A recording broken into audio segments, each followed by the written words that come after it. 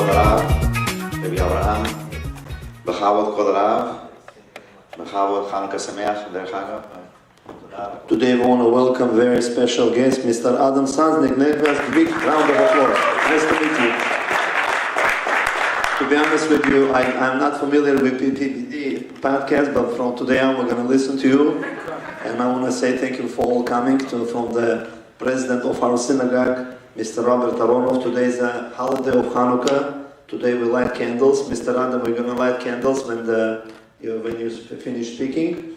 What can we learn from Hanukkah? A lot of lessons, but one of the lessons, there was one rabbi, he had a few students in the room, so he told the students, please shut off all the lights, and when it became dark in the room, the rabbi said to his students, please take your sticks and take brooms and start chasing away the darkness. So the students, they tried with the sticks to chase away the darkness, but they did not succeed. So then Rabbi said, let's light one candle and see if it's going to help. When they lit the candle, it became light and the darkness went away. Rabbi says with sticks and with fights, you're not going to chase away the darkness. But when you teach other people the truth and you enlighten them, this is what's going to help. And today, a lot of fights in the world, and I heard about your podcast that you talk to people not to fight, to be friendly. And this is what comes to represent Hanukkah, that light helps and we could accomplish many things. So I'm going to say thank you very much again, Mr. Adam. Thank you so much for being with us. Chazak Baruch. Thank you very much, Kod Rav.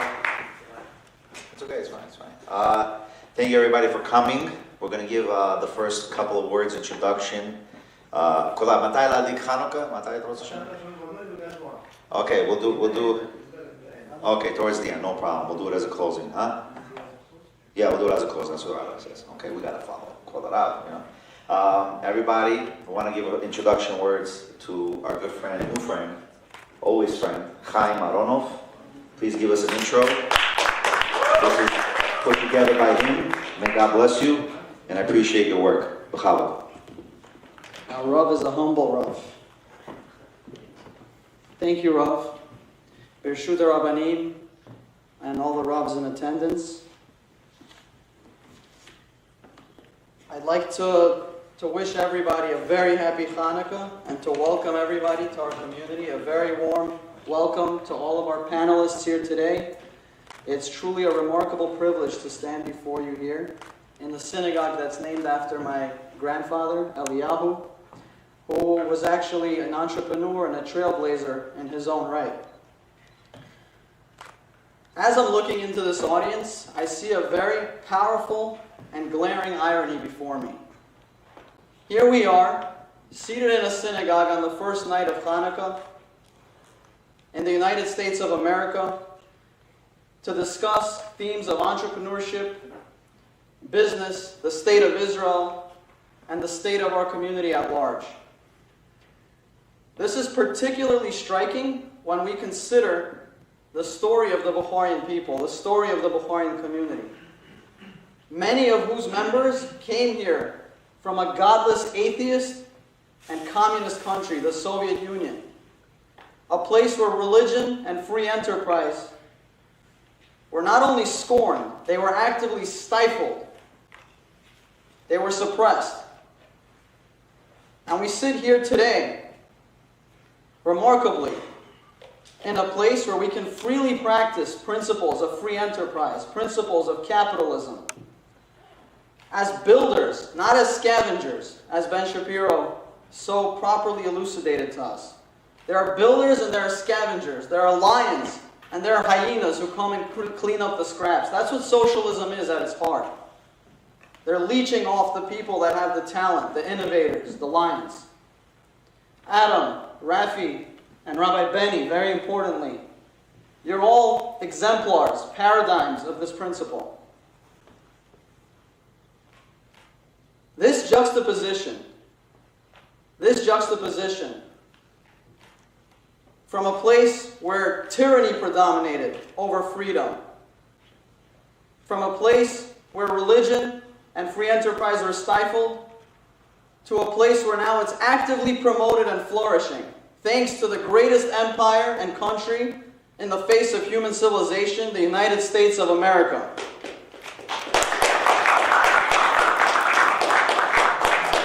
This juxtaposition, and by the way, if there was a Palestinian standing here right now, he wouldn't give the credit to the United States of America. They would not make such a speech. They would not make such an introduction.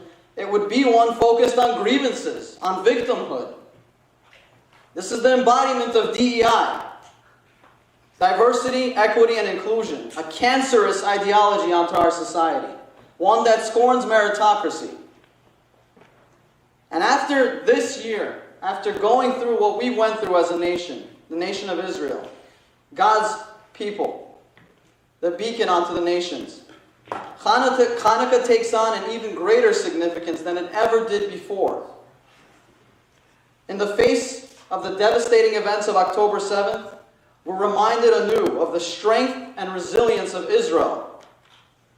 Just as the Maccabees arose and defeated tyranny, defeated godlessness, defeated unfettered secularism, unfettered to any sort of notion of eternality, any notion of God, so too did our nation this year destroy 7 proxies of the evil Iranian axis. One by one we saw them crumble.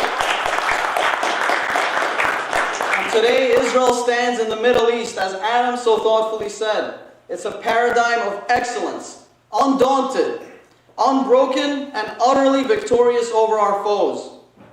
This Hanukkah, as we light the menorah tonight, we do so with a renewed understanding of what it means to persevere and to dominate over those who seek to extinguish our light. It's in this spirit that we gather today to explore themes of entrepreneurship, of business, and of community. We're going to sit with our panelist, Adam, tonight, the dynamic co-host of the PBD podcast and the Soscast, a voice of clarity, of reason, in a world of great confusion. And I'm not going to name any characters here tonight, but they're out there, and I'd advise those people to truly think critically and analytically about their current positions, because if we did so the way that Adam does, it would come to the fore that they're all unsubstantiated and empty. And then we have Rafi Pinsky sitting with us today. Former IDF veteran, let's give a round of applause and thank him for his service to our country, the great state of Israel. A commercial luxury realtor, residential realtor, who went from defending our homeland to being a resilient entrepreneur in the United States of America. And we have with us today as well the wise and esteemed Rabbi Benny Rachmanov. Let's give him all a round of applause. A leader whose wisdom and insight and great entrepreneurial spirit make him a great asset to the Bukharian community and will make him an even better moderator for tonight's discussion. Thank you so much, everyone, and let's welcome Rabbi Rachmanov.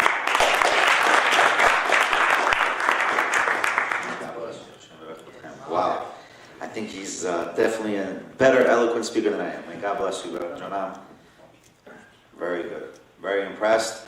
I can tell you, Robert, Zachita, Achi, Zachita. It means Li'ainara. I'm just going to give an opening. We're in Hanukkah, and Rabbi Chen, last night's dinner, said something very powerful, and it's a principal concept. The Greeks wished to destroy our spiritual identity. Therefore, what do we have to do? We had to fight physically against them. Mordechai and Esther, in the time of Mordechai and Esther, Achashverosh and Haman tried to destroy our physical identity. What do we have to do? We had to pray to God. In October 7th, people don't understand this, what happened.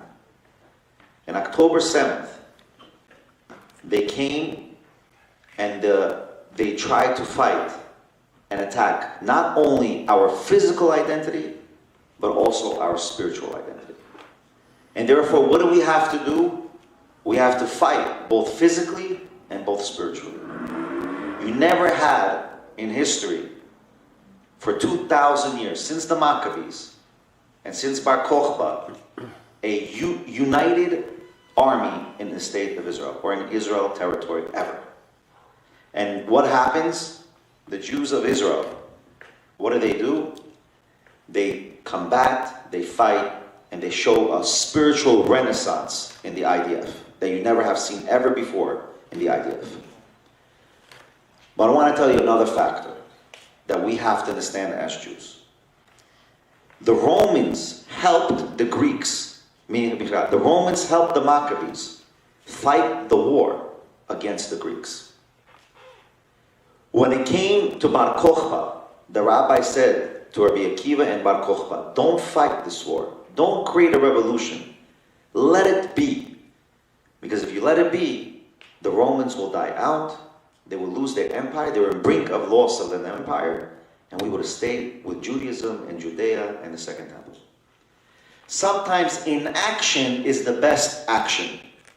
There's a halachic term that we use throughout all Torah. Shav va'al ta'aseh atif.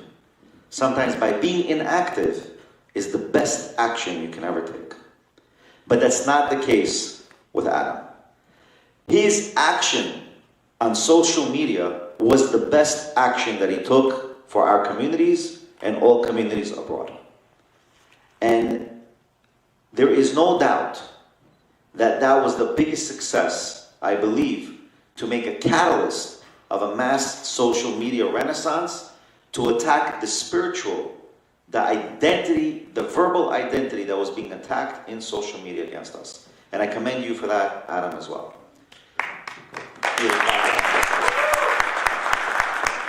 And then my new good friend, Rafi here, unbelievable person with the podcast that was introduced by Adam. You should know it's a whole story how we got connected with Adam and became friends with Adam. But I'm like, Adam, when are we going to do this podcast? When are we doing it? Come on, let's do it.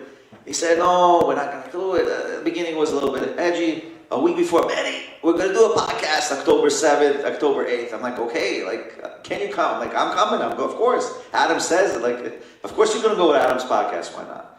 It was a hurricane. I said this before, but no one else, others didn't hear this. It was a hurricane. I didn't know what to do. This girl in the airport psychs me out. Oh, you're going to go there? You're not coming back?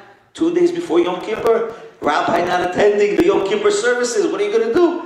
I'm like, I don't know what to do. I'm like, and then I call my partner, Michael. Michael's like, go already. Who cares already? Don't worry. They'll survive by themselves on Yom Kippur. We go to Yom Kippur. We go to the podcast. Rafi's there. The whole panel's there. Everybody made the effort to come. Give everybody, even the other group, this group, whatever it is, we all made the effort to come. And all of a sudden, what happens? We come there. I leave there on time. Get there on time. I leave there on time. Not 1 inch of rain from the hurricane in Fort Lauderdale. May God bless Fort Lauderdale. Right? And then we meet Rafi. We did a podcast. You should watch our podcast I did with Rafi. It's very good, very inspirational in his soothing semantics, right? Soothing semantics. And Rafael is also a very good leader, very good person, fighting the good fight, verbally in his podcast and everything. It doesn't matter. His shorts always popping up. That's for me. That's for me. So I want to give the opening remarks also to Rafi, and then we're going to give a lecture to Adam. Then we'll ask a Q&A, and then everybody can get involved in the Q&A as well.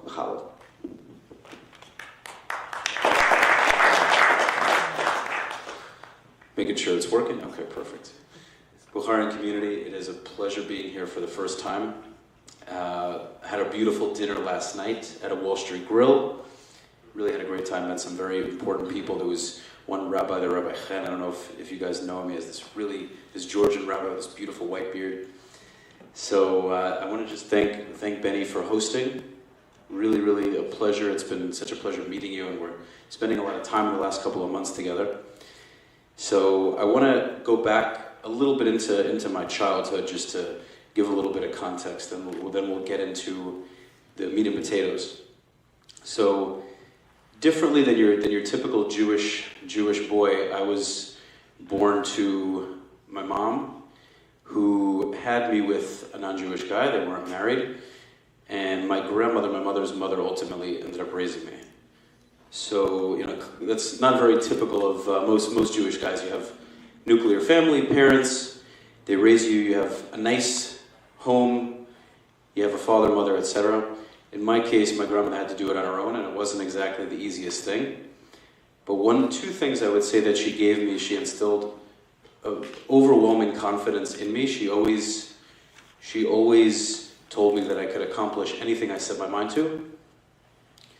And she also was a very, very strong Zionist. She loved Israel more than anything. Loved Trump, Bibi Netanyahu. She was the biggest Zionist you can imagine. So naturally, as a young kid, going to the IDF was always a dream. I just didn't know if I was actually going to go. You know, when I was younger, I was like, I don't know if that's actually something I would be willing to actually do. But lo and behold, at some point in my early 20s, I said, if I don't do this, it'll be something I regret for the rest of my life. So, needless to say, I went, served for 1.5 years in the West Bank in an infantry unit, and from that point on, I made it my business that even when I'm out of the army, I would be very outspoken about Israel. And not long after, I moved to Florida, and I realized I always love to have deep conversations with people. I can have small talk, I can mess around, but deep conversation is very, very much my style. And so, naturally, a podcast made sense. So I started the podcast, started having different conversations. The podcast doesn't only cover Israel-Palestine, I cover real estate, business, relationships, and all kinds of interesting things. And then I started to cover Israel more extensively. I started to get into debates. I started to watch all of these videos from all these famous podcasts, and I just got engrossed in it. And I realized that I believe that God is giving me this message of strength that I have to give over. And thank God I've really started to learn all the different angles and avenues and playing devil's advocate. And it's allowed me to meet these two amazing gentlemen. And what I would say is to anyone that's looking to do something that might be different, whether it's a podcast, opening a business, do it. Obviously, hopefully it's something that it isn't the NBA. If you're 5'5", it might not be that attainable. But if it's something a little bit more realistic than that, I not only implore you, but I really feel it's a requirement for you to step out of your comfort zone and give it a try, because there are too many people that eventually die and take their dreams with them, unfortunately. So this is one of the biggest things that I would like to finish my short speech off with. Go after your dreams, go after what you want. And the final thing is the need to be outspoken. I think prior to October 7th, a lot of Jews were very uncomfortable with being outspoken. It might hurt their corporate business. They're afraid they might lose the position at their company. And what's beautiful about what I'm seeing in all of the Jewish communities is that people aren't afraid anymore, especially the Bukharian community. I said the Bukharian community show up when these pro-Palestinians came out to Queens. The Bukharians came out of their houses and they went at them. And I'm very proud of that, because there's some Jewish communities that don't show up like that. So you guys really had no fear at all. So I want to commend you guys for that. Definitely a round of applause is needed. And we're gonna start this show. Thanks again for being here. It's really nice to have you all here. And that is that. Wow. Your father, you revealed so many secrets today. You just killed our podcast for Monday. I mean, so with all ado, let me just help Adam set up here. We're going to let Adam speak. He has a full lecture set up. Let me move this over for you here. Let's come right here. Yeah, there we go. You got it? All right, good. Stand here, make your life easier. So just to introduce Adam, you see Adam, PBD, right here, guys. Valuetainment. He said it would be VTJ, by the way. Valuetainment Jewish, but it's okay. Go ahead. Bechavod, Adam. The floor is yours. Okay, thank you. By the way, can you hear me without the mic? Can I just do no mic or do the mic? Do you need this for the audio? Mic is better. Mic is better? Yeah. Okay, we'll do the mic thing. I'm sorry. You gotta understand, last night, Rabbi Benny gave a whole speech holding the mic like this. 10-minute speech. The mic wasn't on. And I didn't have the heart to tell him, Rabbi Benny, the mic's no, the end of the table can't hear you. So I'll speak loud and clear, I hope. But The Bukharian community. Lovely to meet everybody here. Up until about 6 months ago, I knew approximately 0 Bukharians. And now they're some of my favorite people. So with great joy, Rabbi Benny has become a very close friend. And we've done many podcasts. He's come down to South Florida a few times. I mean, you know, the hurricane. Even on the election night. We're the #1 live podcast in the world. Thank you. You know, it's crazy in the world. We beat Fox, NBC, ABC, CNN, everything. And who got a shout out in the middle of the podcast? Rabbi Benny. So the Bukharian community is making some waves. They're out there. And where's Chaim? What a guy, this guy, I'm telling you right now. You know, we have a saying, the future looks bright. The Bukharian community, I felt, what a guy, this guy, Chaim, I'm telling you right now. Shout out to his dad, Robert. Okay? And lovely to see, what a good-looking crew right here. This is great. The ladies, lovely. Now, why are some of the guys on this side over this side? They're not 18? What's the deal? You just found better seats? Okay. This is my security guard right here, Avi. Okay. I said one mess up in my prayer. He goes, oh, what are you doing? Thank you for that. So, but thank you. In Valuetainment, we have something called unreasonable hospitality. We're actually trained by the Ritz-Carlton on how to be hospitable when you have guests. There was actually a book written called Unreasonable Hospitality by the gentleman that ran the #1 restaurant in the world, 11 Madison. And we've been trained, we've learned. Credit goes to the Bukharian community. No classes needed, no books needed. You guys have it in your blood. So thank you for being so welcoming. And it's been a joy to meet you guys. I've learned a lot about who you guys, tell me about Jacob the jeweler, I guess, is Bukharian, right? And Leviev, right? So, Leviev, yes, my pronunciation, Ashkenazi, white boy. I learned about the plov. Am I saying this right? The food. The samosa. Samosa. Listen, guys, I'm doing my best over here. Mantu? No? Okay, but one thing you didn't have to teach me was a garshuk. I know about it. The garshuk. Is that how you say this? Yeah. Okay. Garshuk. I feel like I'm doing stand-up. I used to do stand-up comedy. Okay. But what I want to talk to you guys is a couple different messages here. And I said, Benny, what am I going to talk about today? What do they need to know? What do the young people need to know? I'm looking at the crowd here. Everyone looks like they got their stuff together here. So I guess what I was expecting, I don't know what I was expecting. But so what I want to discuss is my relationship with Israel, what I've learned being a part of Valuetainment and the PBD podcast, and then more importantly, what we can all do. And Rafi touched on it, is do a little bit more. So, how many people here have not been to Israel? Raise your hands. 1, 2, 3. The young man right there. You can raise it. It's okay. You're not going to get in trouble. Get out. 12 years old. You? You haven't been yet. Oh my God, we got to get these guys on Birthright. So, has anybody been on Birthright Israel? You've been to Birthright. You've been to Birthright. How many people's first time to Israel was on Birthright? Amazing, right? Did you say you went? Chaim's wife? You went? Yeah. At what age? I was in college. You were in college? 20. So not too long ago. Amazing experience? Very good. Game changer, right? Yeah. So for me, I went when I was 21 years old. I think I was a junior in college.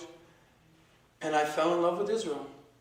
Now, I grew up not Orthodox, but also not Reform. What does that be considered, I guess? Conservative-ish? Conservative-ish. I don't speak Hebrew. I could read it a little bit. Never been to Israel. But, on Pesach, we'd always say, next year in Yerushalayim, right?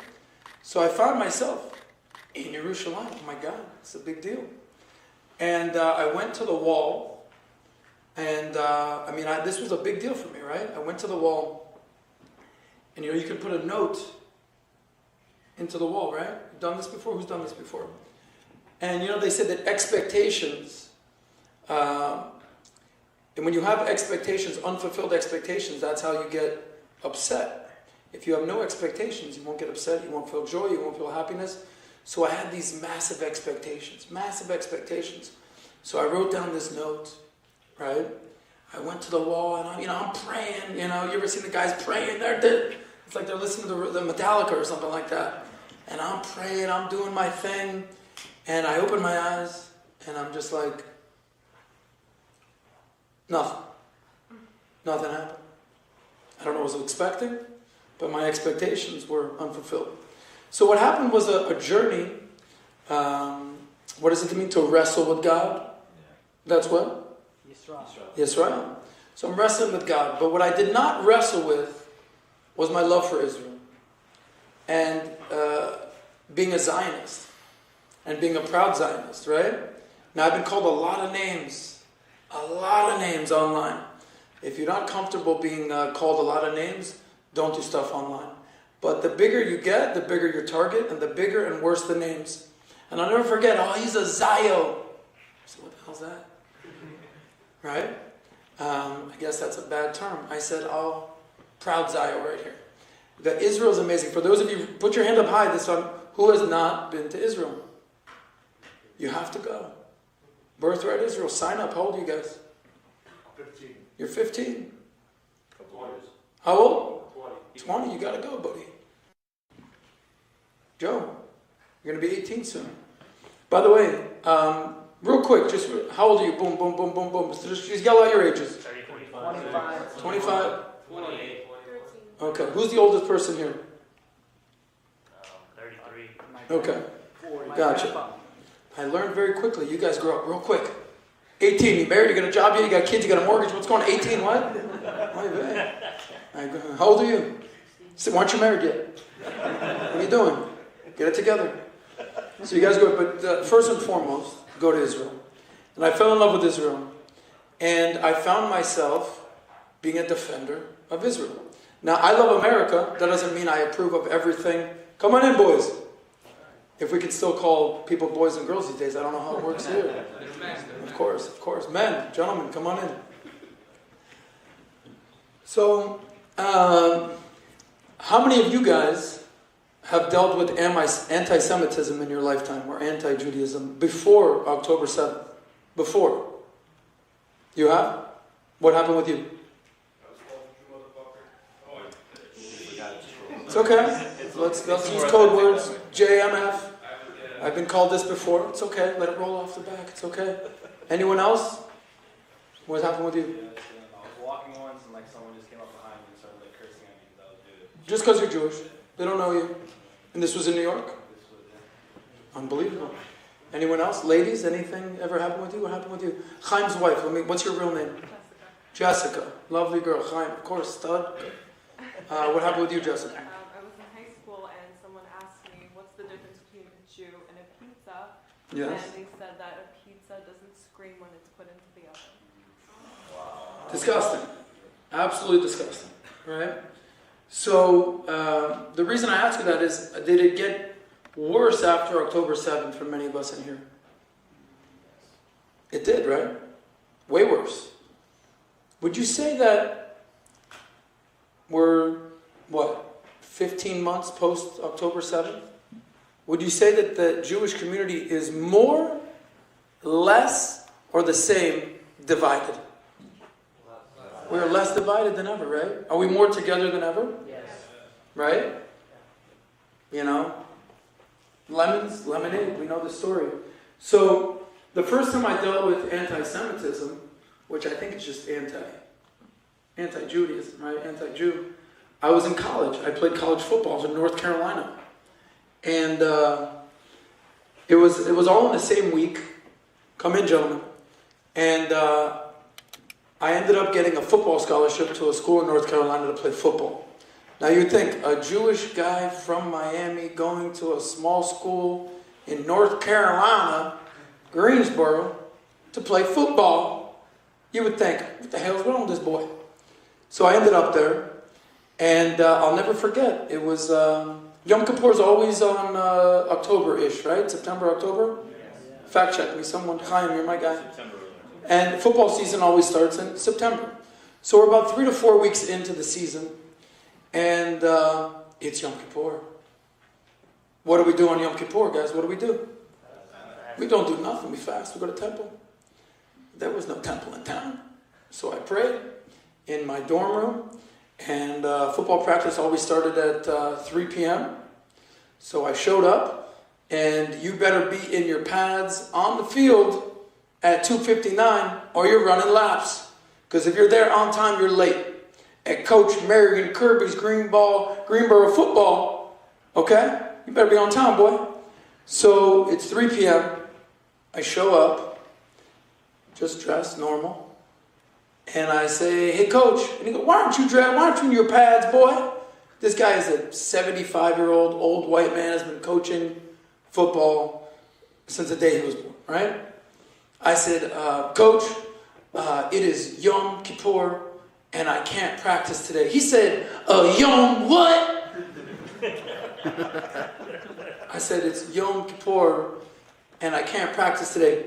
"What in the world is Yom Kippur?" I said, "I really got to explain this now." Okay, so in Judaism, Yom Kippur, it's the Day of Atonement. And what happens is when you... Boy, I don't want to hear a lecture about Yom Kippur. Go get your pads on, boy. Get you out of the field. I said, "Sir, Coach, I can't practice today. It's Yom Kippur. I can't eat, can't drink. I'm fasting. I probably shouldn't even be here to practice right now, but here I am." He said, "Boy, I can't even deal with you right now. Keep in mind I'm a freshman, right? So you don't have a lot of credibility." He said, "Boy, get on, walk around the field and pick up trash." I said, "Okay, I guess I'm going to go pick up trash. And put a helmet on, boy." Okay. So there I am. Just imagine me, Adam, like this, walking around with a helmet on, picking up trash on Yom Kippur. And I'm thinking, number one, I'm definitely transferring out of this school. Get the hell out of here. Number two, how does this guy not even know about Yom Kippur? Nothing. Zero. Never even heard about it. No one even brought it up in 40 years of coaching. Oh, he just doesn't know. So then I developed a nickname amongst all my classmates, my players at school.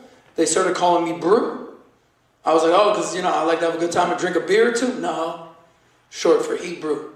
You're the brew. Hebrew. Interesting. Got it. Brew. Got it. Yom Kippur, brew. Here we go. And I remember saying I'm transferring, and I transferred for a few reasons. I transferred in-state to Florida State. I grew up in Miami. And I remember thinking, wow, the world doesn't know about Yom Kippur. They don't know about the Jews. They know about oven jokes, apparently. And they know that you're a JMF, but they don't know what we've been through. They don't know 5,000 years of history. They don't know about Abraham and Isaac and Jacob. They don't know that we have amazing rabbis like Rabbi Benny. They don't know how tight-knit we are. They just know we're the Jews. And it's the oldest form of hatred, is that right? So I said, that's North Carolina, no big deal. Haven't really dealt with any anti-Semitism since then. A couple of jokes here and there, no big deal. Then October 7th happened, right? We all remember where we were. We all remember what happened that day. I remember where I was on 9/11. Many of you guys probably weren't even born on 9/11, were you? Who's of age to remember 9/11? Okay, you guys remember. Robert, absolute amazing guy, great sons, great. Where were you on 9/11? You were at work. Where were you? In your office. What part of town? Okay, there he was. Who else raised their hand? Okay, how about you, buddy? Where were you? I was in Israel. You were in Israel. Incredible. Okay. How about you, sir? I was in high school, gym class. You were in high school gym class. Okay. I remember I was a senior in college at Florida State. I was there with my roommates, my buddies. I remember my friend Robert's mom called at like 8 a.m., turned on the news. We had no idea what was happening. No idea. I said, okay. So, does anybody not remember where they were on October 7th? How about you? I'll start with the young man. You said you're 15? Why aren't you 16? Why aren't you married yet? What's wrong with you? Where were you on October 7th? I was at home with my family. You're at home with your family, you remember? Okay. How about you, Joe? You remember where you were? Okay, you were also at home. Sir, do you remember where you were? You were at home? Okay. Where I was I was on my way on a Saturday morning, right, to do a podcast, the PBD podcast, with Patrick Bet-David and a guy called Tim Pool, if you ever heard of the Timcast, and also a guy called Jimmy Dore, who was part of the Young Turks. So we very rarely do a podcast on Saturday mornings, but there I am, getting messages from my friend who I just was at his wedding in Israel, July of 2023. Okay? Boom! It hits me. Now, by the way, just to backtrack, I've been to Israel 3 times in my life. Birthright Israel, if you have not been, go. Period. I was in my 20s. Second time was about 10 years later. I went for my friend Or's wedding. I told the story last night. Or's wedding. Amazing. And then, 10 years later, which was last year, I went for his brother Dor's wedding. Right? So Or and Dor, they're getting married. And the third brother, Snore, we're waiting on him to... There's no Snore, but we added that. I said I brought my mother to Israel for her first time in 30 years. I told the story last night at dinner. Thank you, by the way. Amazing dinner. Awesome. Michael was there. There he is, Michael, Edward. Awesome people. Thank you for dinner. Amazing. And for dinner tonight. And my mother, like a typical, like Yenta, Ashkenazi. Oh my God, the place is so amazing. It was just so much of that, right? And I was like, oh, Mom, I get it, okay? Like, act like you've been here before, you know? It's been 30 years, this whole deal. And the reason I was in Israel, and it was such a big deal, is the day before, I had flown from Bucharest, Romania, back home to Miami, picked up my mom, went to Israel. Why was I in Romania? It's because PBD and I were interviewing a guy called Andrew Tate, who, controversial figure to say the least. We won't go there. But there's a message that not everyone that you agree with or disagree with is an enemy or an ally. You know, Ronald Reagan once said, someone you agree with 80% of the time is a friend and ally, not a 20% enemy. And I've learned that. Okay.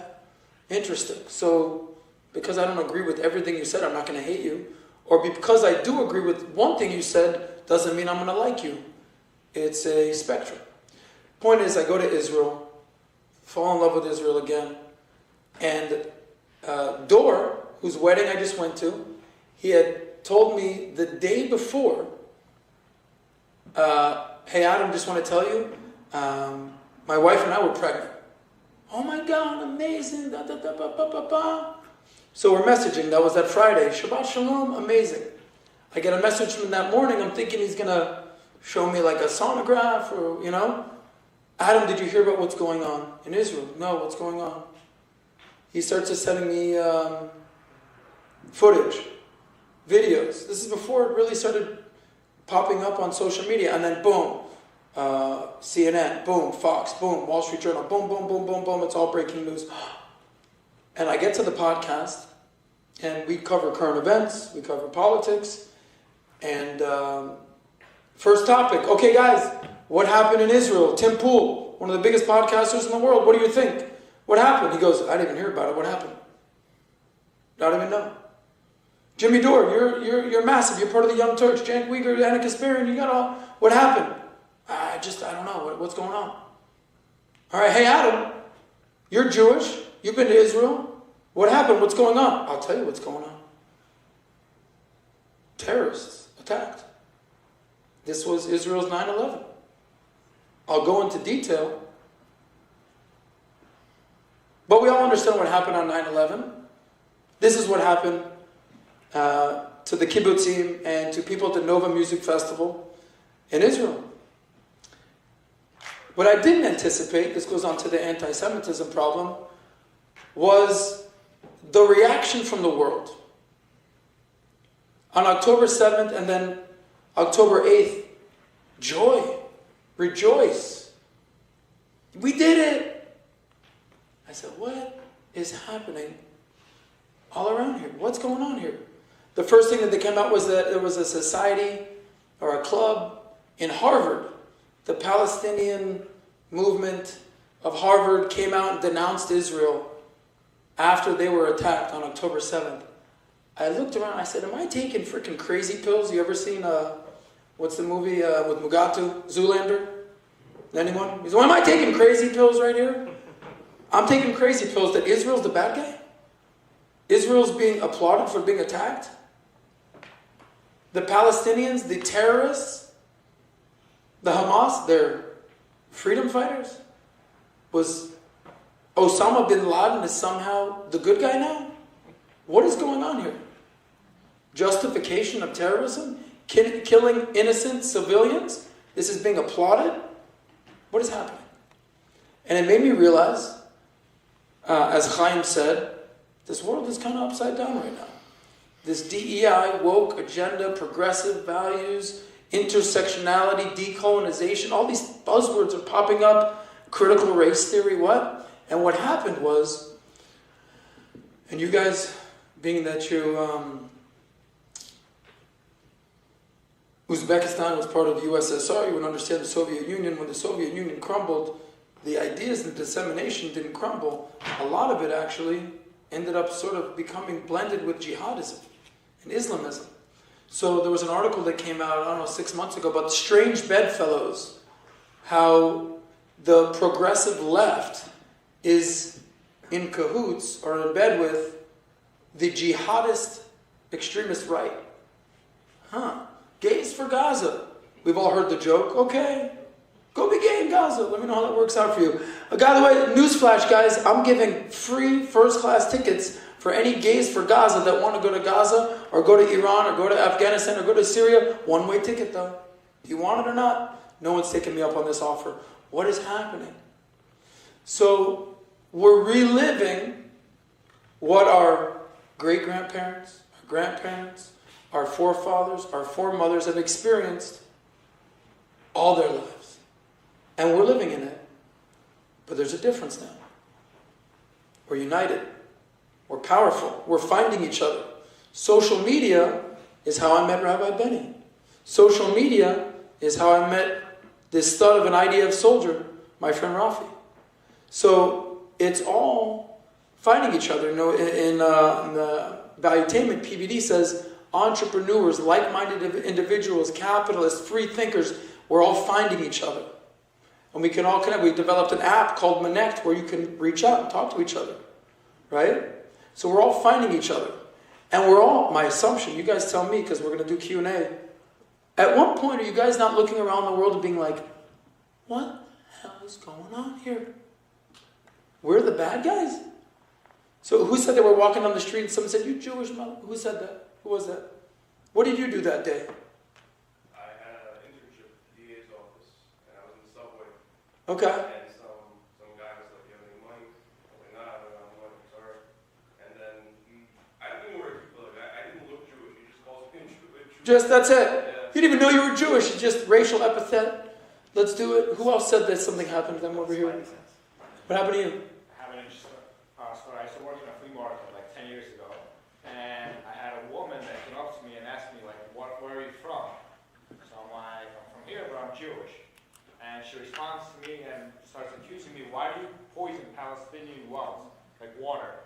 Why do you poison, why do you do this, why do you do that? And I was shocked to hear that from like an ordinary customer, you know, that just happens to live in New York.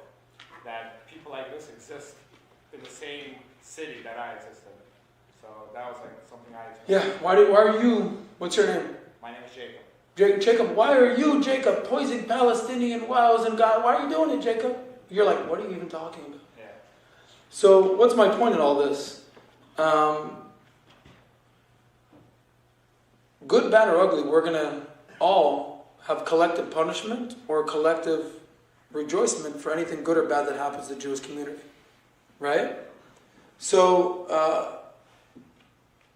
it's important for us to understand that you have to stay united here. You know, I just learned about the Bukharian, Ashkenazi, Sephardic, and Rabbi Benny's teaching me a lot. And it's a Sephardic, I didn't know about the Bukharian, oh my God, okay, but you know, if Robert Aronoff is Bukharian, I'm in, right? So, we've learned that we have our haters, okay? And that we have people, there's how many million Jews? 17 million Jews? How many? Okay. There's how many Muslims? 2 billion? We have a math problem. And even if 1%, someone said even if 1%, and by the way it's more, if 1% of Muslims are Islamists or jihadists, that's how many? 20 million. That's more than we even exist. We got to stay strong. We got to stay united. There's a reason that we're all still here. We survived. This guy says it so eloquently. We fight. So, speaking of Gaza, so one of my friends, my best friend in the world actually, he was a reporter correspondent for CNN. He was a war correspondent. He got sent out. So he was doing CNN and I was doing stand-up comedy. I said, we're both doing things on the mic, buddy. He goes, yeah, but I'm in war zones. You're at the Comedy Cellar. I said, we all got our price to pay, buddy. I mean, this guy was embedded with Hamas. Embedded. In 2005, 2006, there was something called the disengagement, right? When Israel disengaged from Gaza. And I said, what's going on over there? He's like, listen, the IDF is getting out of town. And what happens is, they elected Hamas. Hamas said, we don't want any of you Jew stuff here. They ruined everything. The greenhouses, the infrastructure, they ruined it. So, I'll use Chaim for a second here. He said that there's creators and scavengers. There's lions and the hyenas and the jackals. Yes, but in capitalism or even in communism, there's builders and destroyers.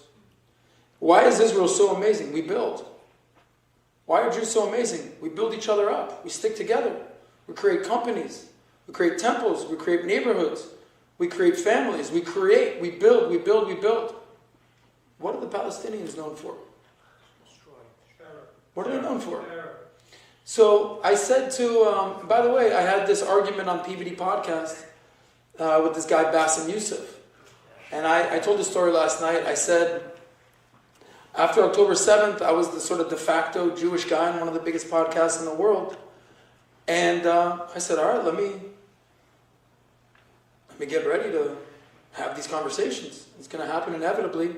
All right, this guy Bassem Youssef is coming on. Do your research. Okay, gotcha. Israel, all right. Per capita, GDP, all right, inflation rates, Israel, money, okay, jihadism, boom, boom, boom, I got it.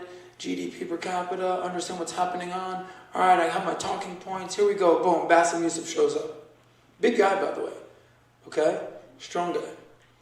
He gets in, gets on his flight, and he's kind of like, his back hurts. He said, it's been a long flight, my back's hurting me. Do you have an ice pack? I said, I'll get you an ice pack. All right, I got you, buddy. Here's an ice pack. He goes, oh man, I'm not feeling my best. Thank you.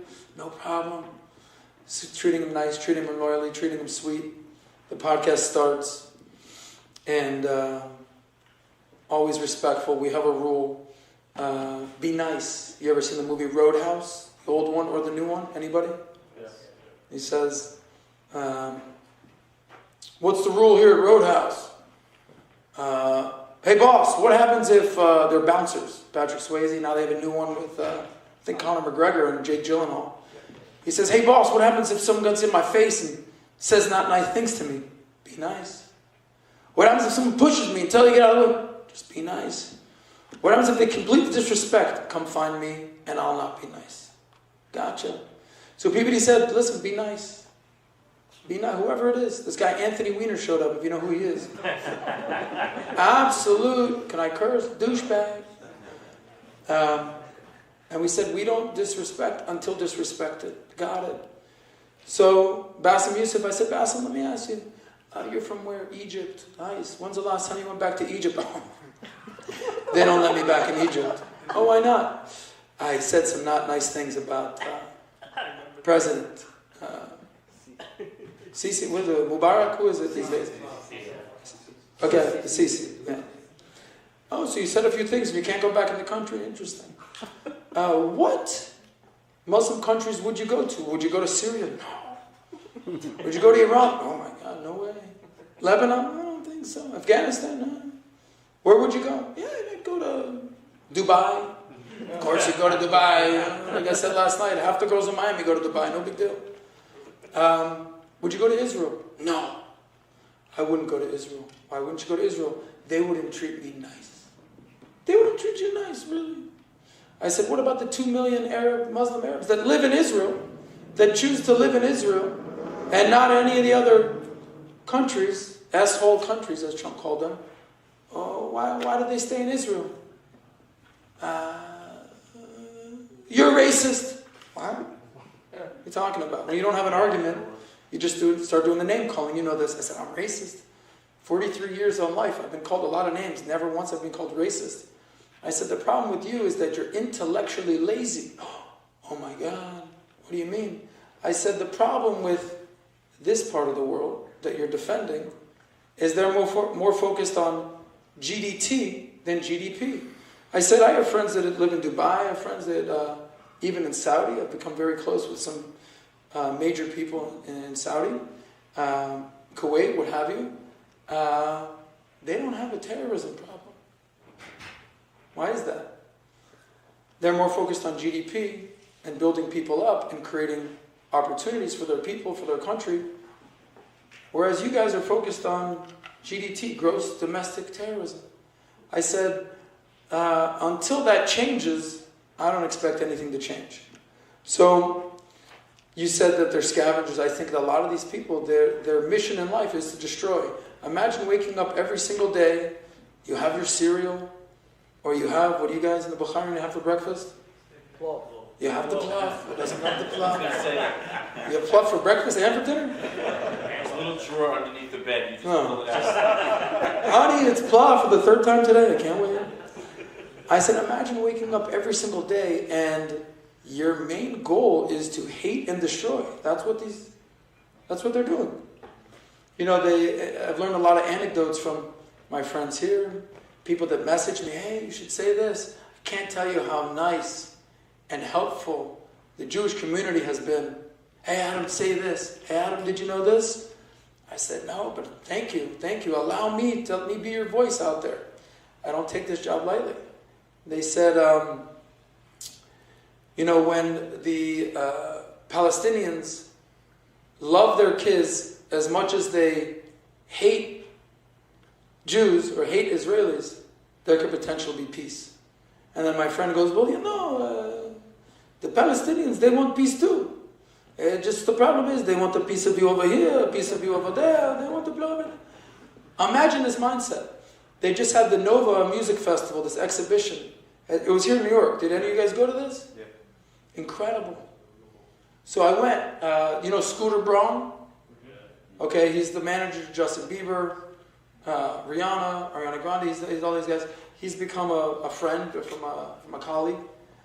Then I get invited, and he says, "I'm going to give you a walkthrough here. Check this out. You know, and you knew a lot of this stuff. You've seen a lot of these videos. One video was so shocking to me.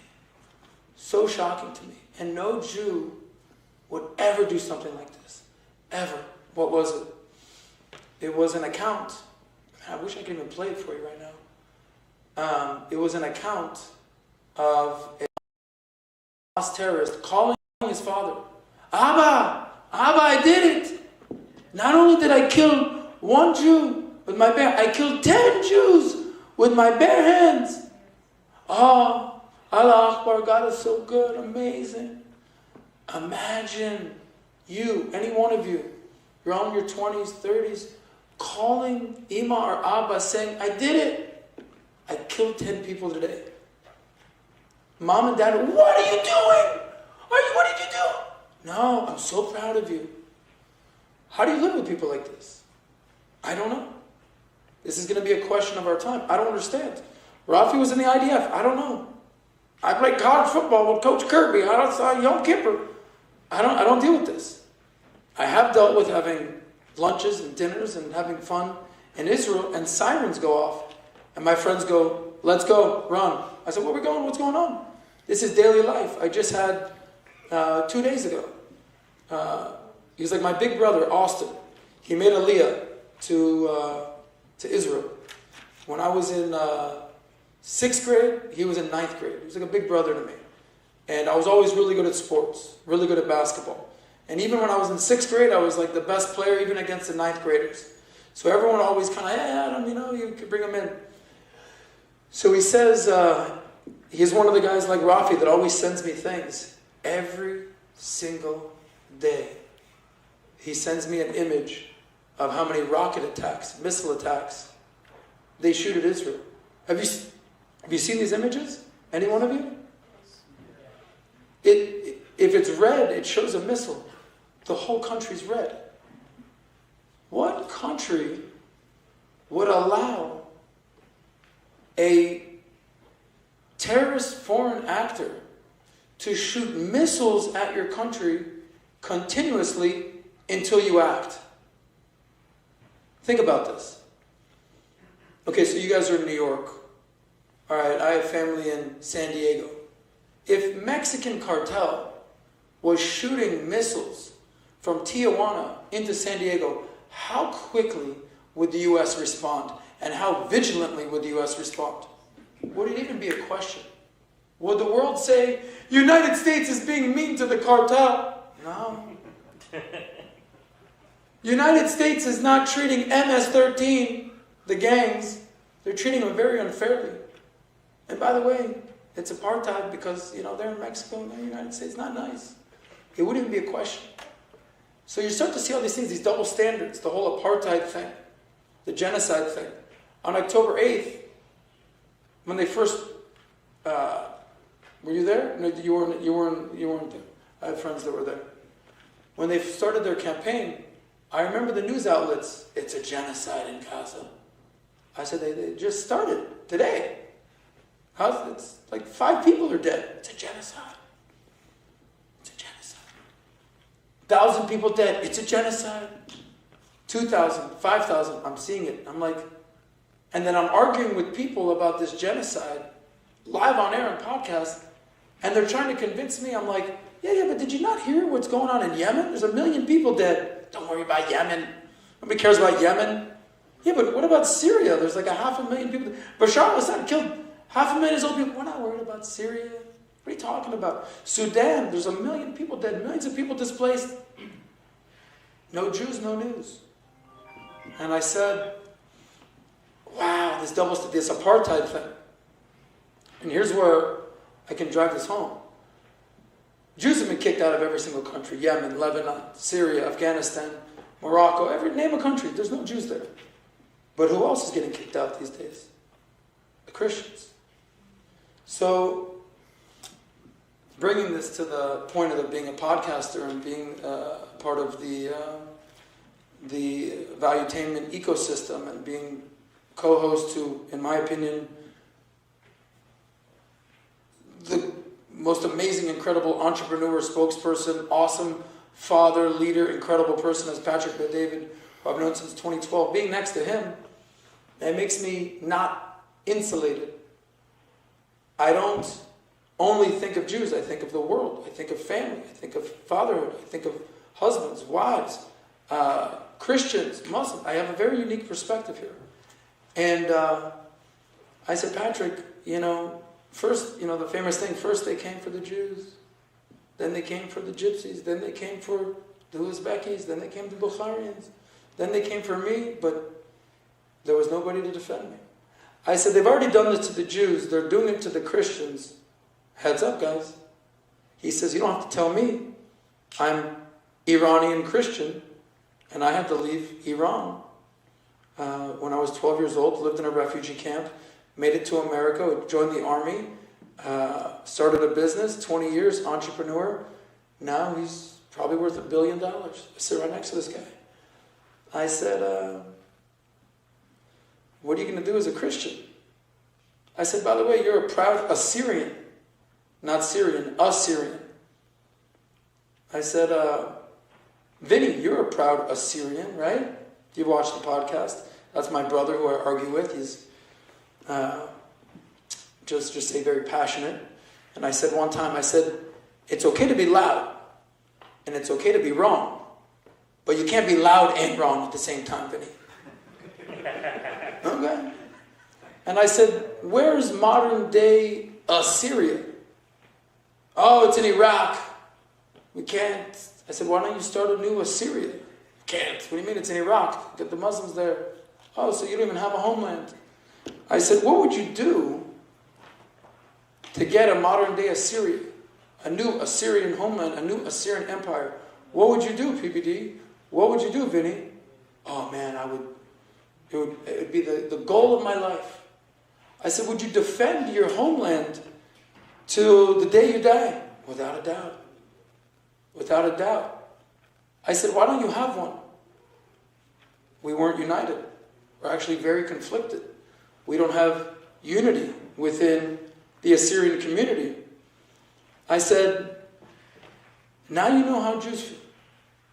We were diaspora, Ashkenazi, Sephardic, my Bukharian friends, Persian friends, all over the world. And we got the homeland back. You think we're just gonna let it go now? Because these destroyers want to destroy us? They destroy everything around them. Not us. We're the nicest house in the worst neighborhood, and we're going to put up a fence and we're going to fight back. IDF, respect. So,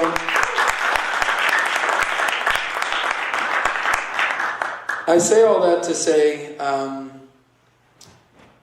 a Miami nightlife, ex-stand-up comedian, football player, party guy who made some money in business and started doing podcasting. I never thought in a million years that I would be a voice for Israel. And it crystallized one day, codified one day, when behind the scenes, Patrick, myself, Vinny, and Tom, we had a conversation about Israel. And Vinny, my dear friend, became very close with Candace Owens.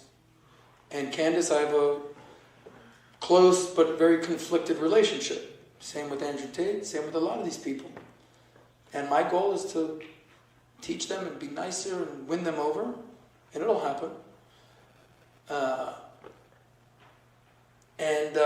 The conversation came down to, what is your hill you're willing to die on?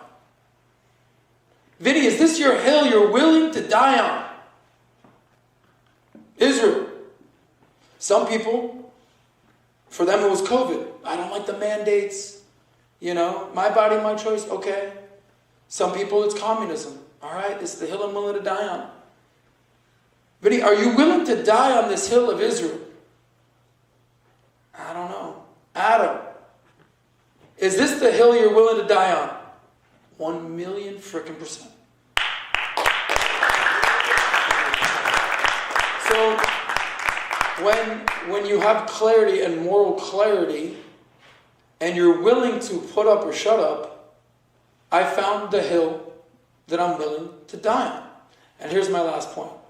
A year ago this, towards the end of the year, Patrick came out with a book called Choose Your Enemies Wisely. Thank you. Wall Street Journal bestseller. It was his second Wall Street Journal bestseller. The first one was a couple years prior to that, called Your Next 5 Moves, Business Planning. Okay? He says to me, this is in December when the book comes out. Hey Adam, who's your enemy? Who's your enemy? I said, I don't have an enemy. I don't have I can't even think of an enemy. Because my whole life, I talked about this with Rabbi Benny. I said there's three things that I focus on. Relationships, reputation, and revenue. RRR. Relationships. How you doing? What's up? Hi, Ben. How you doing? Fostering relationships, appreciating relationships, treating people how you want to be treated. Respect. Relationships. Reputation. You go around anywhere in Miami. Hey, what do you think of? Oh, I love Adam. I went to high school with Adam. Man, great guy, awesome guy. Your reputation. There's a famous quote by Jack Bogle. He started the company called Vanguard. So any of my investors out there. He said, when I die, my one wish, this guy's a multi-billionaire, he says, my one wish was what? I wish that I die with my reputation intact.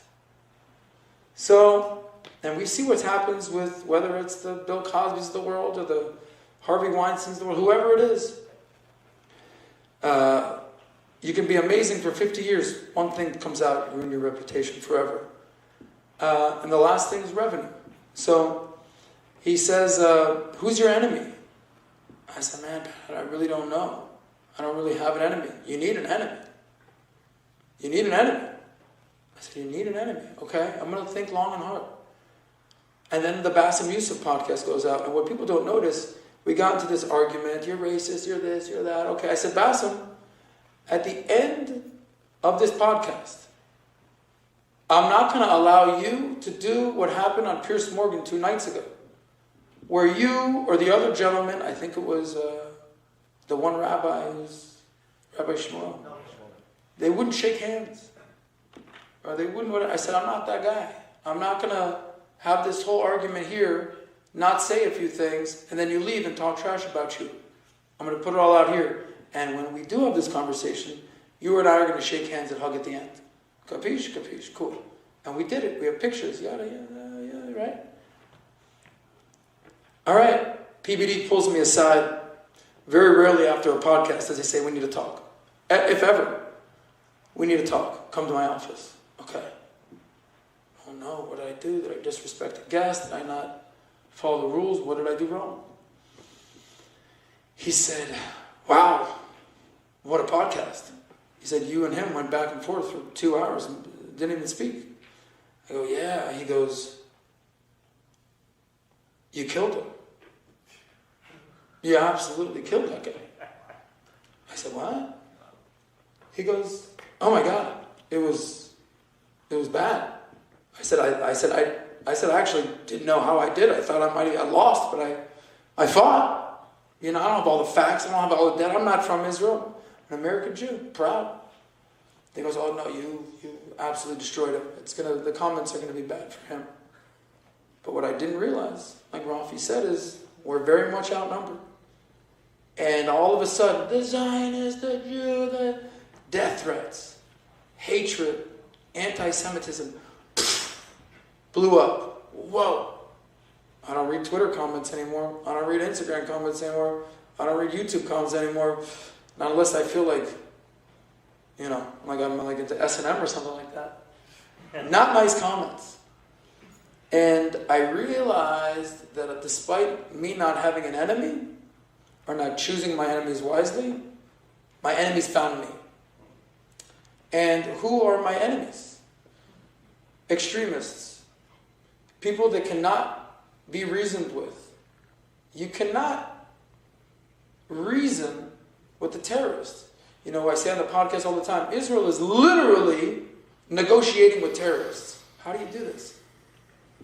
Ishmael Haniyeh, whatever these guys are, Yahya Sinwar, they're, if anything, you have to respect that they are true believers and they will fight to the day they die to kill you. They'd rather kill you than protect their own family. You've seen clips of Palestinian women, oh, your son's a martyr, thank God, he's going up to heaven, he gave his life. This is what we're dealing with. So, my enemies found me, and the next day, 2 days later after the podcast, death threats, hateful comments. I mean, we've all run into these things. I'm talking by the hundreds of thousands, if not millions. And PBD tees it up. He says, Adam, you're not exactly the most liked guy on the internet right now. There's actually a new show out there called Everybody Hates Adam. What do you have to say for yourself? I said, okay. channeling the words of the great Elon Musk to the Islamists and the jihadists and the Gaza crew, go yourself. They look at me like I'm crazy. But stand for something or fall for anything. This is a little, I'm going to have a little fun with the Bukharian community. I'm not married. I don't have kids. In your world, I'd be like a grandfather. I mean, what is wrong with this guy? Yeah, so, well, let me tell you, life's going okay. Don't worry. We're gonna have lots of kids, and we'll do it soon, but it's been a journey. The opportunity, it's okay. Where was I? Remind me. Yeah, where was I before that? The Bukharian community, of course, yes, I don't have kids. To many of you, maybe the hill you're willing to die on is your family. You should, right? Your wife, your spouse, your husband. No doubt. For me, my friends, my family, my community, this is my family. This is the hill I'm willing to die on. So my message to you, you might not have a podcast, you might have a small podcast, you might have a voice, you might not have any voice. Everyone has a weapon. There's hard power, there's soft power. How do you fight? Guys like Rafi in the IDF, literally fighting with weapons. Soldiers, guns, missiles, bombs, Air Force. But then there's also soft power, diplomacy, friendships, conversations, donations, money. But also, I've come to realize this is a weapon. Whether you have one follower or tens of millions like we do at Valuetainment, we utilize this weapon. And thank you for embracing me, for being a voice for the community, for Jews, for American Jews, for the Bukharian community that's embraced me. This is amazing. So, thank you. I really appreciate all the kind words. I know I was supposed to speak for 20 minutes, but when I'm here in the Bukharian community, I gotta do what I gotta do. But thank you, Rabbi Benny. And I mean this sincerely. And people say these words, but I really mean it. God bless America. God bless Israel. And God bless you guys for being here. Thank you guys so much for allowing me to speak. Unbelievable words. It's all in Bet Elio, guys. All in Bet Elio. The other places missed opportunities, but it's all good. We're going to take a few Q&A, but I'm going to ask two questions, one for Adam and one for Rafi. And then we're going to pick Q&A. Chaim, you want to just find out who wants to go first and second, make a line, you know? So my first question will be to Adam, yeah? Yeah. So Adam, why? Let me try to phrase this the right way, okay? What's your next 5-year plan? I'm not going to say 10-year plan, 5-year plan. What are we going to do to make our presence in social media in a way that we can really inspire and kind of convert those who are, kind of hating on us? What do you think? Okay, so in terms of being Jewish, in terms of... In terms of the podcast, how do we push the message out there more? The message of... We're not genocidal, we're not... Of course. Yeah, we're not... Well, we're not... Look, we know the truth. We're here speaking. Has anybody here brought up, we gotta kill them all? Has that even been a thing? That's not a thing. That's not in our DNA. So we know the truth. And I said this on Rabbi Benny's podcast, the famous quote, and I apply it towards Jews in Israel. Truth passes through 3 stages. First, you're ridiculed. Oh, you're an idiot. You don't know nothing. Next, you're violently opposed. I hate Israel. Oh my God, it's genocide. They're the worst. It's apartheid. But then third, it's accepted and realized as self-evident that this is the truth. We know the truth. We actually don't have ill will towards these people. We want our land. We want to be Jews. We want to practice our religion. We don't want to be ostracized or condemned. You know, the days of walking down a street and being cursed at, we can't really do anything about that. That is what it is. Those are individuals. But the collective punishment, when you see the criminal courts, and Rafi knows about this because he has conversations about the ICJ or the ICC, the United Nations, it's actually pretty disgusting when you see that Israel has been condemned more times than North Korea, Iran, Syria.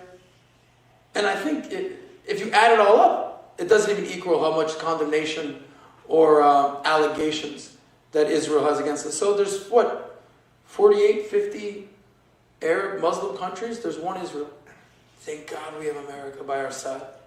Thank God. What we can all do as individuals, it's actually pretty simple. Be good. Be a good person. Don't screw people over. Do the right thing. We all make mistakes, no doubt.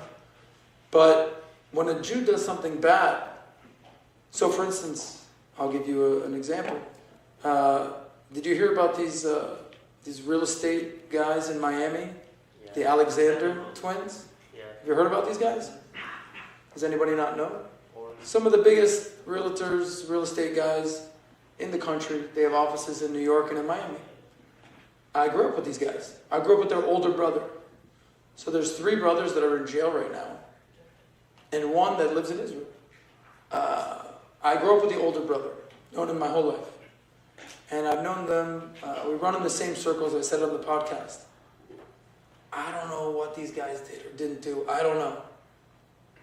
But I know, those Jews got arrested for doing whatever. Not a good look. I don't know what the hell Jeffrey Epstein did or Harvey Weinstein. I don't know. Or Bernie Madoff. Those Jews again. So I don't know how it works in other communities, even the Bukharian community. You're a reflection on your family. You're a reflection on your community. So, I talked about your reputation. These days, no matter what you do, the truth's going to come out. You can't hide anything these days. You can hide it for a week, a month, a year, 5 years. If you do something wrong, social media will expose you like that. So the best thing you can do is do the right thing, be a good person, and the last part is we need allies. We can't do it alone. There's 17 million of us. So make friends. Like I did a video the other day with my co-host Natalia. She's half Puerto Rican, half Guyanan, pretty brown girl. And that's my homegirl, it's my friend. I'm not Jewish, she's Catholic. And she gets on there, she's got a pretty big following, and she's like, Happy Hanukkah, Adam, I'm eating matzah soup. Rabbi said, tell her it's matzo ball soup. I love the Jews, thank you. She's an ally, she's a friend. PVD, huge voice, ally, friend. So it's bigger than just being within your community. That's great. Make friends with your community. But have black friends, have Christian friends, have Mexican friends, Latino friends, Asian friends who say, that's my buddy, he's Jewish, and I'll defend him. And I'll defend his people. So when you ask them, hey, do me a favor, I need you to do X, Y, and Z, I got you, buddy. We can't just be insulated because there's not enough of us. We have a numbers problem. We need friends, we need allies. So you're never going to convince the haters to be on your team, but convince the people that are neutral. I don't know. Do I like the Jews? Do I not like the Jews? Do I like the Bukharians or not? I like those guys. So that's all individualism. Anyway, that's my answer. Wow, very good, love it.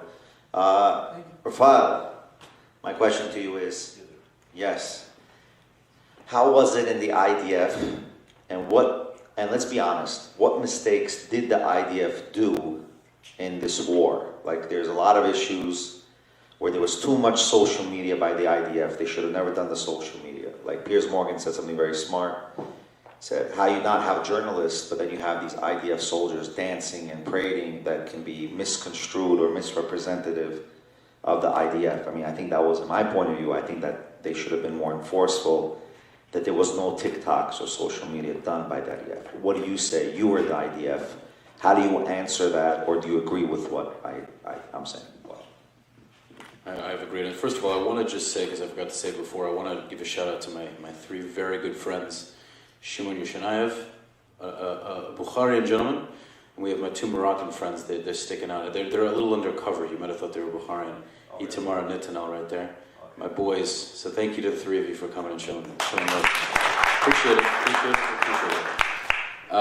Now, in terms of the army, I was in a very right-wing unit. I was in the most right-wing unit in the army, arguably, Nachal Haredi and Netzach Yehuda. It was the one unit that the U.S. was thinking of sanctioning. I don't know if you guys saw that, but it didn't end up happening in the end. But, you know, we are a very right-wing unit, and we do things, I guess you could say, less by the book, which I think is very effective.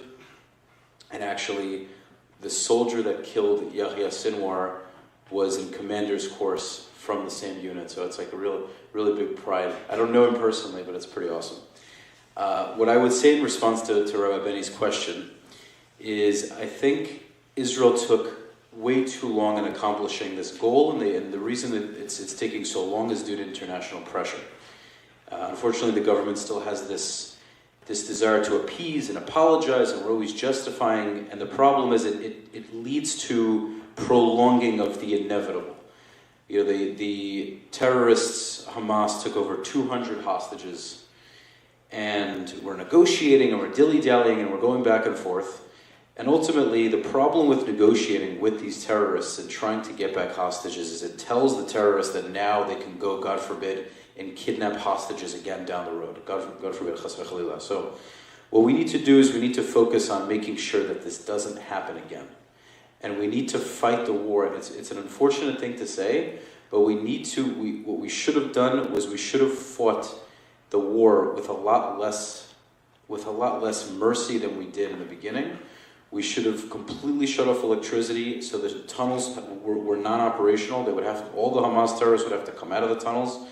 We should have been, quite frankly, a lot more brutal earlier on, even if there were a larger amount of Gazan deaths. So the war would be finished earlier, and hopefully they would give the hostages back out of pressure. The sad truth is that Israel messed up. Israel messed up, and the fact that these hostages were taken is a huge failure on Israel's part. And when we wage these wars, we have to put total victory on, even before hostages, because our enemies cannot know that that's a pawn they can use.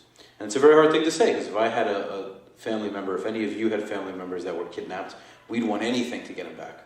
But we have to think of the future children, the future Israelis that can be kidnapped. We have to think about what could happen going forward. And the leader, Bibi, has one of the hardest jobs in the world. He has an extremely difficult position, and his job is to protect the entire country of Israel, but even more so the Jews. The Jews outside of Israel are part of his responsibility.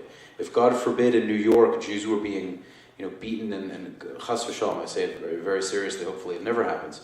But if one day a country outside of Israel became another Germany, again, God forbid, a million times, we know that we have an army now to go and protect those Jews.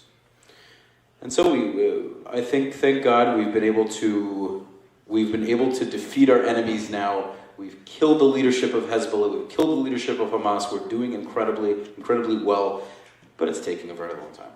And so my ultimate response is that we should have been a little less nice earlier on, and this hopefully could have been closed a lot sooner. Less money, less soldiers' deaths. Hopefully we could have even rescued hostages earlier. But at the end of the day, you live and you learn. That's what Jews do. So we'll get out of this. We'll make it through. We'll bounce back, and we'll always win as we always do. Okay, so you didn't answer about the social media stuff. Remind me about the question. Right. With the social media, they were posting and they were singing, and they were saying, "Oh, the Jews are singing for the deaths." They didn't understand that was morale. You know what I mean? Like they didn't get that. Non-Jews. Singing about the deaths. Yeah, like I can't show you this. But there was a lot of social media posts that they said that they didn't like that.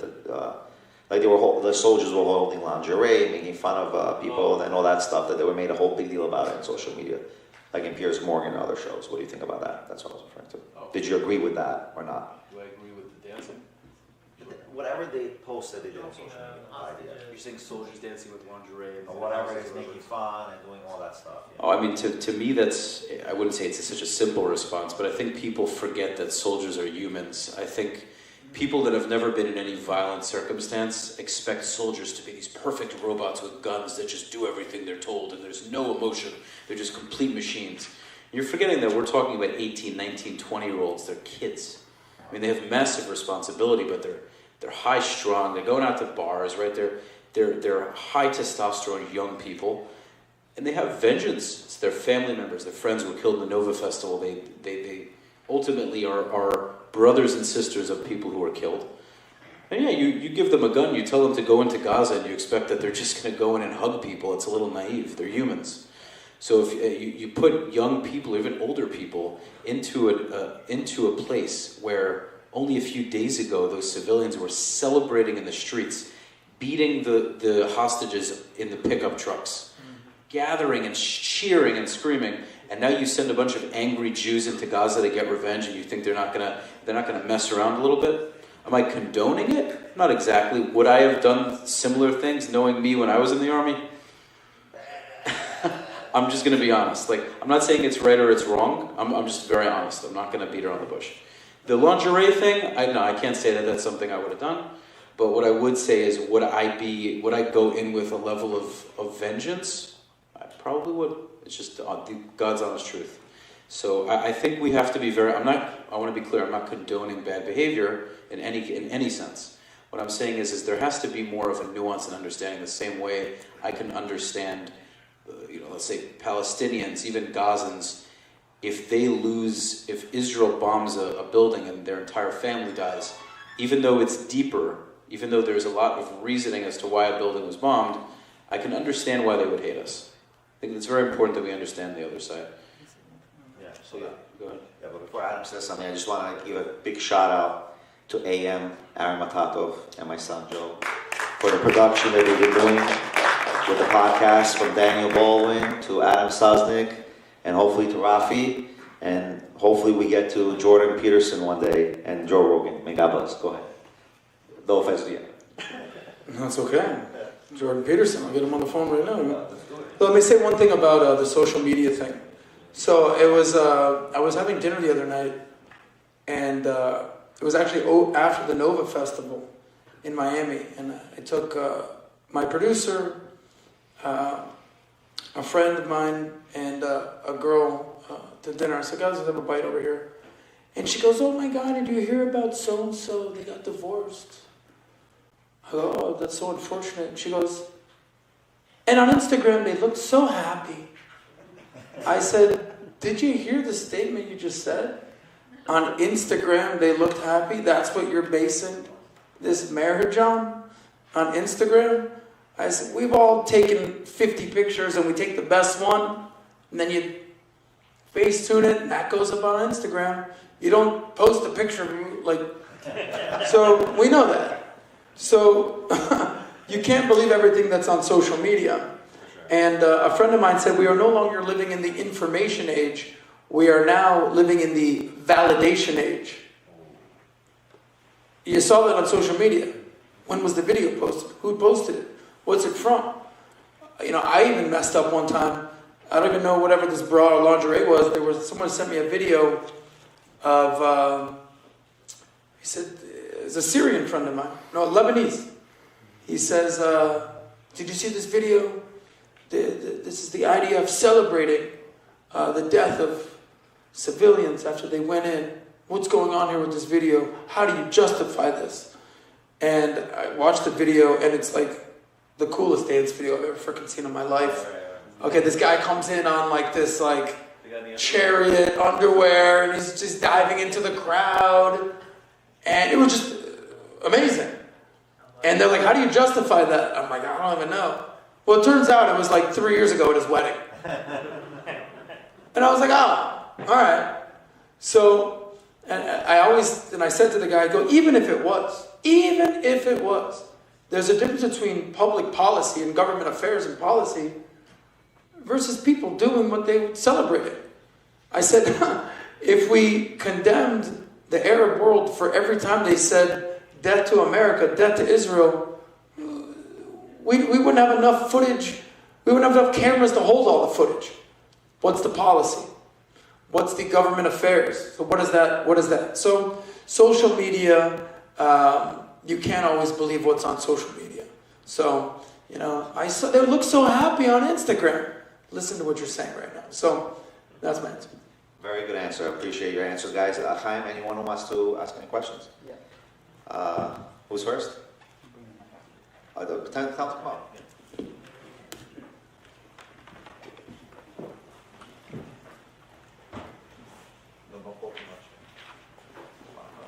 Go ahead, what's your name? Say your name. My name is Daniel Eliashiv. Okay. Just some background, and then I have one question. Okay. We got like candles, so just not a long background. Very quick. Okay. Okay, first thing I just want to add for the separation in 2005. I was there, I served in the army back at that time. To the extent of how bad was it, we had farmers at the place trying to teach the Palestinians how to use the farms before we leave, literally explaining the instructions, look what we have here, and they just after that went and took everything out. Our mission as a unit was there to remove basements from homes, blowing them up. But that was a must-do. So they destroyed all They the just, farms. in front of them, just destroyed out of spite and hate. And I don't know how many people know, but Israeli agriculture is very, very lucrative, very, very advanced. And they just gave it all away and they destroyed it. It was terrible to watch. Builders and destroyers is what we Exactly. covered. I'll go to soldiers as human beings. I served 4 years in the Israeli army. It's very hard to police Israeli soldiers. After all, we're Israelis. And throughout my service, I always thought, what's the difference between an Israeli soldier or American soldier or a Russian soldier? The big difference in my eyes was that, I'll say a Russian soldier, you'll tell him to go and die for a cause, he'll just do it. Israeli soldier will think twice and find the best solution to do that, using more brains and neshama. So, and seeing those videos, as bad as it looks in front of the world, I think we're all humans, and they celebrated out of big neshama and a lot of pain that was in it. And I think in Judaism, something that we always live with is comedy. And it's very important, it keeps us alive. Comedy. Comedy. Yeah. It's very important, in Judaism especially. Yeah. As for social media, throughout COVID, I mean, when October 7 happened, in the month or two after, I remember I used to go to Texas very often, and I met a friend right after the hospital was bombed, Shifa. Yeah. And the friend that I met was very isolated from the Jewish community, because we're Jewish, and told me, like, oh, can you believe what happened? I'm like, what? Israelis bombed the hospital. I'm like, how can you say that? And when I said that, I started to think, I'm like, what? He's so isolated from the community and from the information that people receive and how bad social media can be. So I think we have to use social media wisely and keep, as you said, relationship to educate people. And it's just a matter of time until the world will accept the third stage, as you said. And here's my question. When COVID happened, of course, all of us had a lot of time to sit home and think what's going to happen and where the world is heading to. My thought at the time was 1929. And before that, the Black Plague. And what happened right after? And my question to you, what do you think, how it is resembles? Because if you look at it, the sequence of events is pretty similar. And the blame always, scapegoats went towards the Jews. What do you think in this day and age, Adam, in this day and age, how is this interpreted and how October 7th was related to that? So refine your question. Just how COVID affected that. Because COVID created a lot of mess in the world, especially financial How did mess. COVID affect the bringing of the percent? What was the Okay. main points that brought it? Because it seems like they'd be saying that people are actually fruition. Just guys, anyone's asking questions, try to shorten the questions. We got a hard out, I think, at 8 o'clock. Adam. Okay. You know, it's funny. I haven't made that correlation between October 7th and COVID, right? So COVID was March of 2020. So it would have been, right, 3.5 years later. You didn't have enough time to build those. Oh, you're saying that because you're saying from Hamas' perspective, giving them time to build the tunnels? Is that what you're saying? I wouldn't look at it from the Hamas perspective, but Yeah. the way the world reacted. Yeah. I don't know, I don't know what the correlation would be, but I mean, I will kind of real quickly go through the sequence of events that I remember. So, March of 2020, the NBA shut down, the NHL shut down, Rudy Gobert is touching all the microphones. Do you remember? So I remember when I lived in Miami my whole life. I moved to Dallas to team up with PBD. I went in May of 2020, and I told people I'm getting on a flight and going to Dallas. People are like, "You're gonna die." I said, "What? You bet you're gonna fly?" I was like, "Yeah, what am I gonna..." I even went there and I had, I think, 17 masks on, a hazmat suit, 15 different pairs of gloves. I don't know what was going on. Nobody knew what was going on.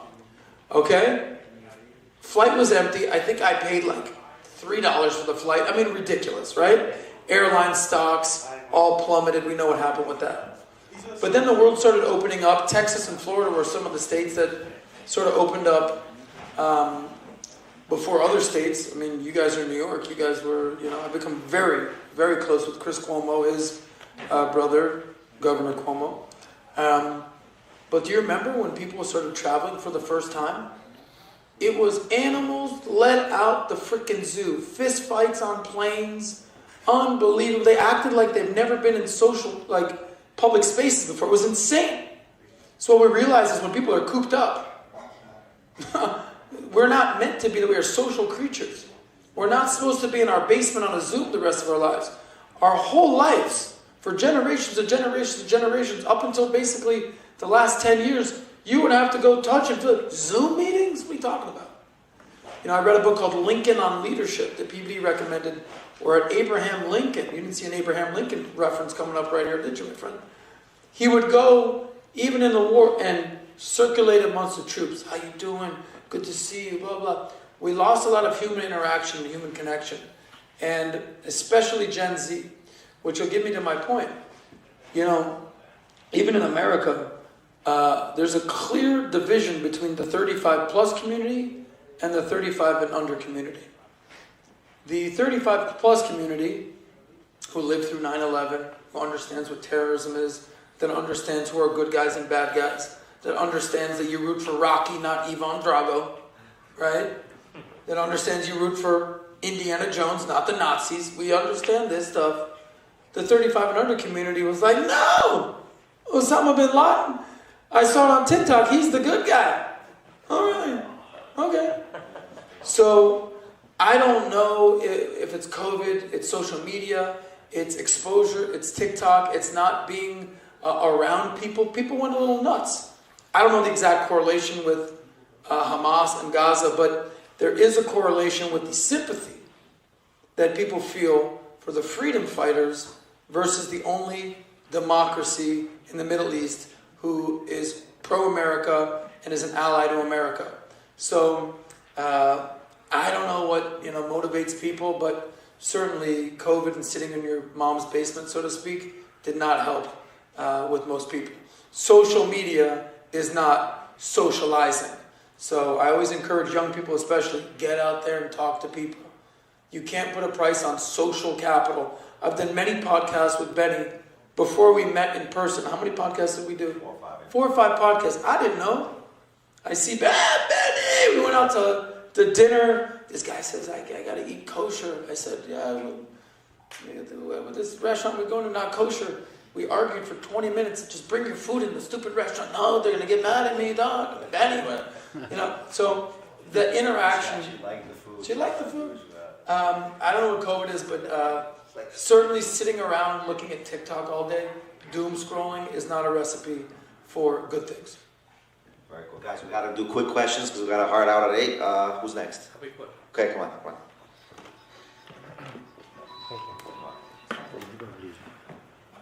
Adam, first of all, huge fan. Thank you, buddy. You said earlier you never met a Bukharian until a couple of years ago, So my friend Ben. but your haircuts look too fresh. I think you're Bukharian. So, quick question about money. I know you're big in the life settlement space. Yeah. I bought one recently, like a couple of years ago. Yeah. What's going on with the barn? I don't know, this way. No, so I just wanted to ask you, like, what do you think about the like investing in life settlements? What you think it's still good? Like, just I mean, What's the current market, basically, right? We can have a side question, but wouldn't recommend you start getting involved in any. Here, I'll answer this. So let me not be too specific because half the people are like, "What are you talking about?" When it comes to money, if you don't understand something, whatever it is, whether it's crypto, whether it's real estate, whether it's life settlements, you're like, I don't even know what I'm buying or investing. You know what you should do? Nothing. Don't put money in. Do your research. Learn. Ask questions. How did I become big in social media? How did I get good with money?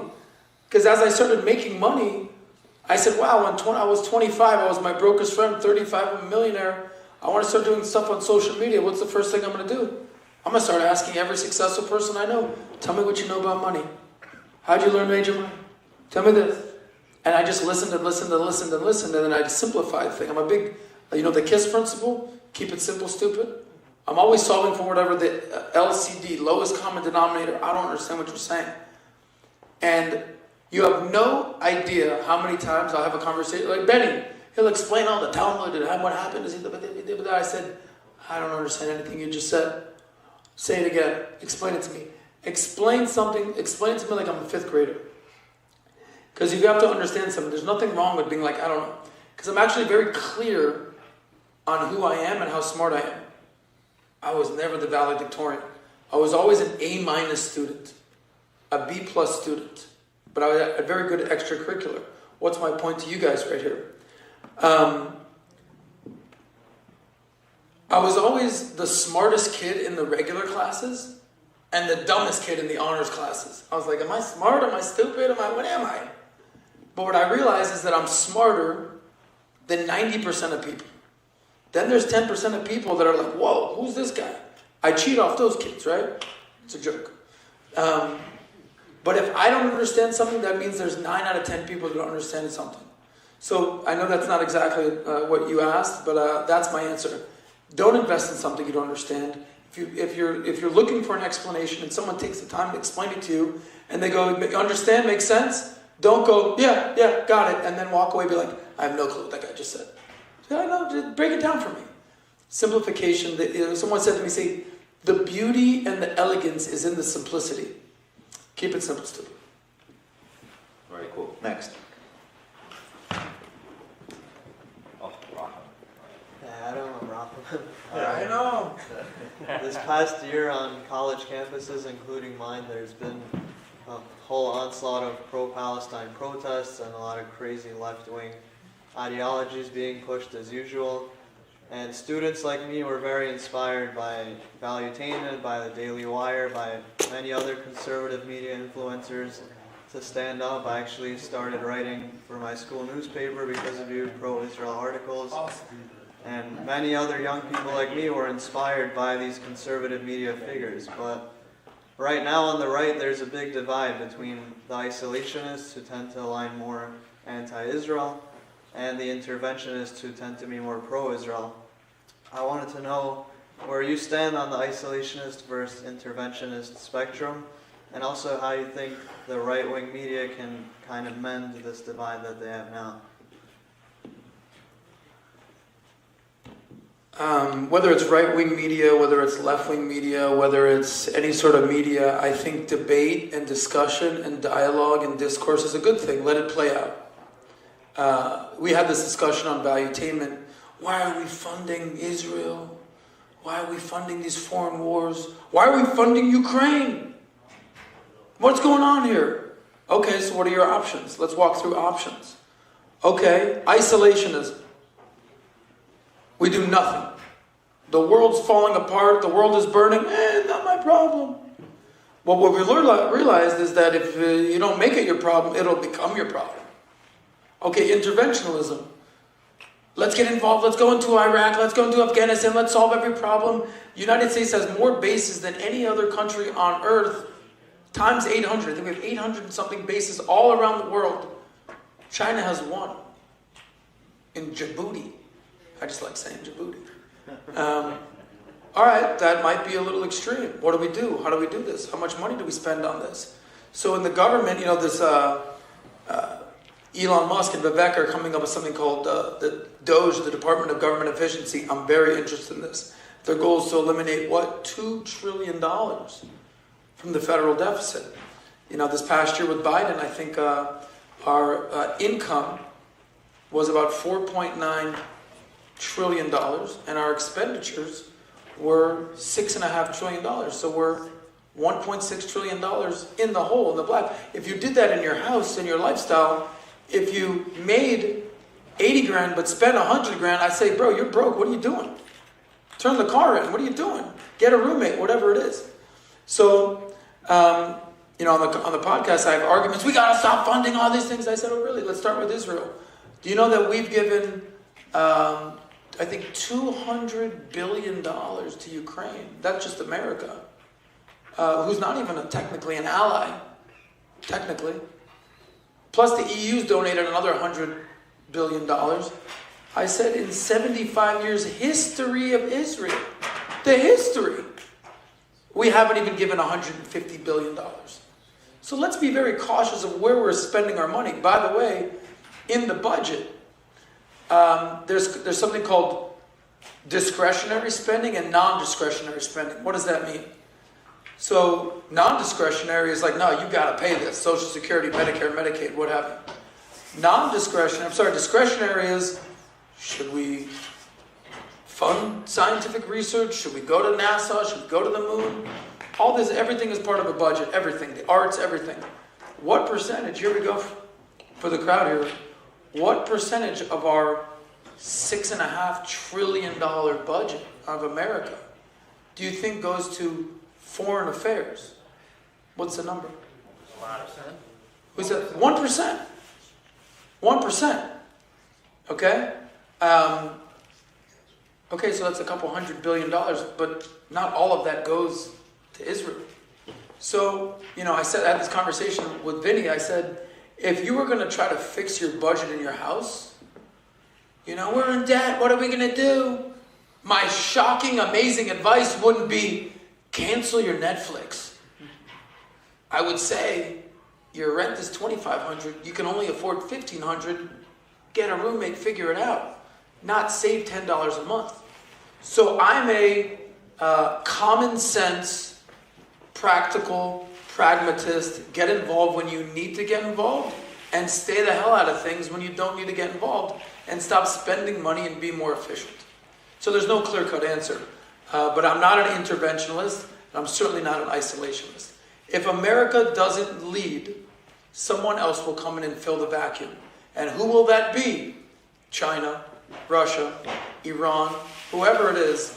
I believe the world is better, and the world is safer, and the world is stronger when the United States is leading. Okay, guys, we're going to close it. I'm sorry, because there's another event here at 8 o'clock. We want to invite Adam to light the Menorah candles in the shul. Give us a blessing, please, if you don't mind. Appreciate everybody for coming. Thank you so much. May God bless.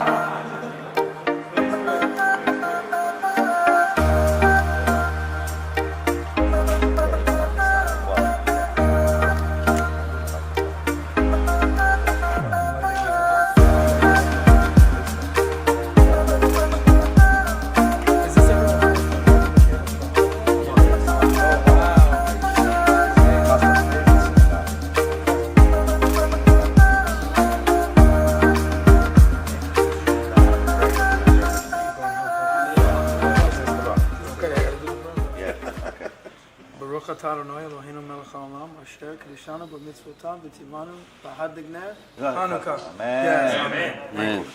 Baruch atah Adonai Eloheinu melech haolam שעשן ניסים לבתינו בימים ההם בזמן הזה. Amen. Okay. Last one, guys. Thank you. Baruch atah Adonai Eloheinu melech haolam שהחיינו והגיענו והגיענו לזמן הזה. Amen. Awesome.